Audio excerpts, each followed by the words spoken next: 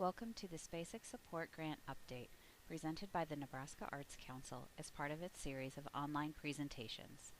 In this presentation, we will discuss some important changes and reminders for those organizations that are applying for Basic Support Grant funds in their full panel year. During your full panel review year, you will be completing the full application as opposed to the interim report. You will also be required to submit more material this year than during an interim report year. Items such as letters of support and your strategic plan will be required this year. During this process, the panelists will score your application. Those scores are then averaged and ranked from high to low. These scores determine the amount of funding you will receive for the next 3 years. Your interim reports during the next 2 years are staff reviewed but do not change the ranking you received this year. The panelists we chose for the BSG panel are experts in their field. Many times they are from out of state to avoid any partiality. For that reason, when you write your grant, you will want to assume the panelists know nothing about your organization or your community. Many times we advise applicants to write their application as if someone reading it had never been to Nebraska before. There are a few changes in the narrative this year. No longer will you be filling out a fillable PDF document. We will provide you with the instructions and the questions we want answered. You will follow the instructions and compose your narrative using any word processing programs such as MS Word that you like. You must then convert this to a PDF document and upload it into eGrant just as you normally would. Please note that you must upload a PDF document. Google Docs are not compatible with our system, so if you use Google Docs to create your narrative, be sure you save it as a PDF outside of Google Docs before uploading it. Read through the narrative questions and make sure you're answering all parts of the questions. Many times the questions have several parts and we ask you multiple things in the same question. Answer it completely. Overall, remember that as a Basic Support Grant recipient, we are looking to you as leaders in your community. You are invited into this category because of the artistic quality you already produce. The BSG category and this process varies from our other grant categories because we focus on you as an organization and how you interact with your community. Do you have a solid foundation to lead the arts in your community? Are you exhibiting cultural leadership? Be specific and intentional in your application. Avoid making blanket statements that you assume the panel will understand. In the narrative, you will be asked to describe your programs and services and explain how they fulfill the organization's mission. This is a great time to quote your mission statement and how your programs support it. Show your diverse programming, whether it be in the types of programs you offer or the artists themselves. Describe the artistic quality of your organization, its programs, and its significance to the community. Perhaps you're the only arts organization in your town or in your county.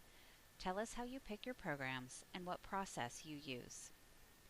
Explain the process you use to evaluate the success of your programs and services. Are you seeking external evaluations from the public? How do you do that? Do you use both quantitative and qualitative evaluation methods? Do you use social media as a way of gathering input? Describe your organization's strategic planning process, development, and fundraising efforts. Who is involved in your strategic planning process? How often do you review your strategic plan? Perhaps you have a board retreat every year where you review it. If your panel minutes from 3 years ago suggested working on your strategic plan, this would be a good time to tell us how that has transpired. How varied is your revenue stream? Do you depend on ticket sales only, or do you have a mix of donors, corporate sponsors, admissions, and foundation support? Indicate community organizations with which you have established relationships and explain how you work with them to plan and/or implement cooperative projects. Time and experience has shown that organizations who do not foster creative relationships with other organizations struggle. There's only so many resources in your town. You all have to work together to be successful. Tell us if your local Rotary Club provides ushers for shows, if the local YMCA buses back and forth from Missoula rehearsals, or if your local Painters Guild provides a visual art show for your concerts. All of these relationships strengthen your programming and show the panel how integral you are to the community you serve. If you have a partnership with an organization, tell us what that entails. The word partnership can mean many things. Describe education and/or outreach programs and the participants they target. This shows the panel that you're not just a building offering programs. You are actively involved in your community. Perhaps you provide school workshops. Maybe you work with the local women's shelter and provide an exhibit of work they have created during a workshop. It could be that you work with the local library to bring in authors to present. Explain your audience development efforts. Include methods you are using to attract and engage new and underserved audiences. The NEA defines underserved communities as lacking access due to geographic isolation and/or have limited access to arts programs due to economics, ethnic background, disability, or age. Hopefully by this point in the application you have explained your community. If not, this could be a good time to tell us if you serve a geographically isolated community or a community that has a diverse ethnic background. Know the demographics of your community and how you're going to reach them. For example, if you have a growing diverse population, state that in your application and what you're doing to actively engage all factors of the community. So you serve a community in Greater Nebraska that is considered geographically isolated.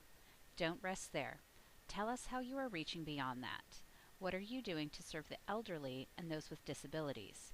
Do you use a mix of print, audio, and social media to promote your events?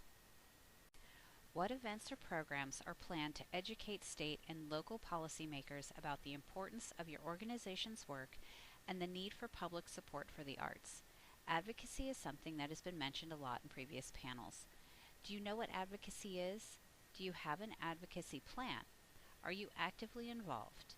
This is the time to think through this question and have a clear answer.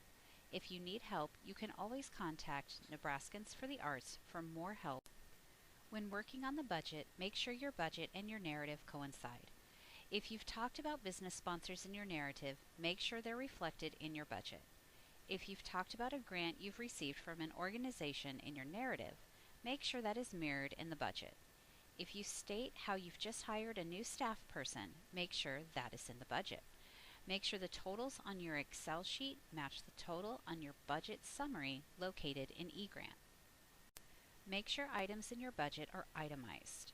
A bad example is having a ticket admission of $14,000. A good example is 7 shows at $10 a ticket with 200 attendees equaling $14,000. You can even break it down by show or event if needed. Use the same example for donors, foundation support, and corporate support. If you have a donor or foundation that does not want to be named, you can leave the name off and still leave the breakdown. For instance, 5 corporate sponsors at $500 equals $2,500 instead of listing corporate sponsors for $2,500. This shows the panel how many businesses you're looking to partner with. When you list a flat fee, they can't tell if you're hoping for one large donor or many small ones. The same is true with expenses. Also be aware that when you fill out the budget, it's in a Microsoft Excel format. You're going to save it as a PDF and upload it to eGrant. When you save it as a PDF, sometimes the descriptions get cut off. Be sure to check this before uploading it. Make it as easy as possible for the panelists to read your application. When uploading your required materials, be aware of file limits. We do not need to see a 50-page season booklet.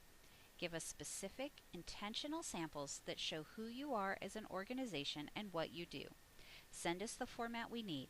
Once again, no Google Docs. Do not send us a sound file. However, you can provide a link to a YouTube clip on the required materials checklist. If you want to provide pictures as a work sample, we advise loading them to a website and providing the link. The same can be done with any large file size document. Stay within the 3 work sample limit. This does not mean 3 hyperlinks and 3 uploads. This means 3 work samples total. Be sure you're providing all of the information we ask for. When providing your board list, notice that we ask what committees they are serving on. This speaks to the health and vitality of the organization and shows us that you have a healthy board structure. Make sure your letters of support are dated, current, and relevant. A letter from 3 years ago is outdated. The partnership could have changed by this point. Your letters of support should be external. Some ideas would be a school you partner with, the Chamber of Commerce expounding on the work you do for the community, a student that has attended a workshop you provided, or an audience member. Work on getting your letters of support early so you're not waiting on someone else for information to submit your application. Your strategic plan is required this year. Strategic plans should be current, useful documents. Do not simply blow the dust off the one from 3 years ago. Change the dates and submit it. A grant panel can tell when that has happened, and we have your plan from 3 years ago. Make sure you have measurable goals that are attainable and a plan for achieving them. A working strategic plan is vital to the health of an organization, and the panelists do review them. They do not need to be a copy of War and Peace. Bigger is not always better. But they do need to be documents that you can use as an organization to reach specific benchmarks and show how you're working in the community. If you have any questions during the application process, feel free to contact the NAC staff. Prior to submission, we are more than happy to answer questions, read through a narrative and offer suggestions, and act as a sounding board.